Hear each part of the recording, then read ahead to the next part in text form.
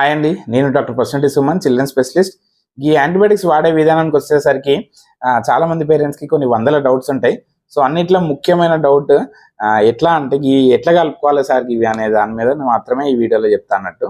So చాలా వరకు మనం రాసే యాంటీబయాటిక్స్, మనం వాడే యాంటీబయాటిక్స్లో ఎక్కువ వరకు ఈ పౌడర్ ఫామ్లో ఉన్నాయే దొరుకుతాయి. అంటే ఇట్లా మీరు డబ్బా ఓపెన్ చేస్తే ఇట్లా పౌడర్ దొరుకుతాయి. అయితే ఫస్ట్ స్టెప్ ఏంటంటే మీరు దీన్ని పౌడర్ని ఫస్ట్ షేక్ చేయాలి. మంచిగా ఊపిన తర్వాత నెక్స్ట్ ఇట్లా నీళ్ళ బాటిల్ ఇస్తారు దీంట్లో వీళ్ళు 2 బాటిల్ ఇచ్చారు. అయితే ఈ 2 బాటిళ్ళు ఓపెన్ చేసుకొని దీంట్లో పోసుకోవాలి. ఎంతవరకు పోయాలి సార్, మొత్తం నింపాలనా అంటే మాత్రం బరాబర్ దీని మీద ఒక మార్క్ ఉంటుంది, ఒక గీత ఉంటుంది. ఈ గీత వరకే నింపాలి. ఇప్పుడు ఈ 2 బాటిల్ ఓపెన్ చేస్తే గీత వరకే వేస్తే ఒక పుసుకున కనుక మీకు ఎక్కువ నీళ్ళు అనిపించినట్టయితే మాత్రం ఇక్కడ వరకే పోసి ఆపేయండి తప్పించి దీని మీద నింపొద్దు. దీని మీద నింపితే ఏమవుతుందంటే దీని కాంపోజిషన్ తేడా అవుతుంది, మనం వేసిన డోస్ తప్పైపోతుంది. సో బరాబర్ వీళ్ళు ఇచ్చిన మార్క్ వరకే నింపాలి.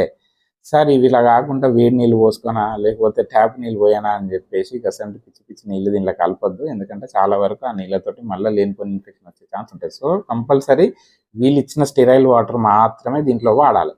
ఇట్లా వాడుకొని చేసుకోండి. మీకు కనుక అర్థమవుతలేదు అనుకోండి, ఈ డబ్బా మీద వాళ్ళు రాస్తారు బరాబర్ కంపల్సరీ ప్రతి యాంటీబయాటిక్ డబ్బా మీద ఎట్లా కలుపుకోవాలన్న ముచ్చట ఉంటుంది. ఇంకా సరిపోతే కొంతమంది లోపల చిన్న చిట్టి కూడా ఇస్తారు, అవి కూడా చూసి కలుపుకోండి. కానీ దీంట్లో వచ్చడానికి ప్రయోగాలు చేయకండి. ఓకే.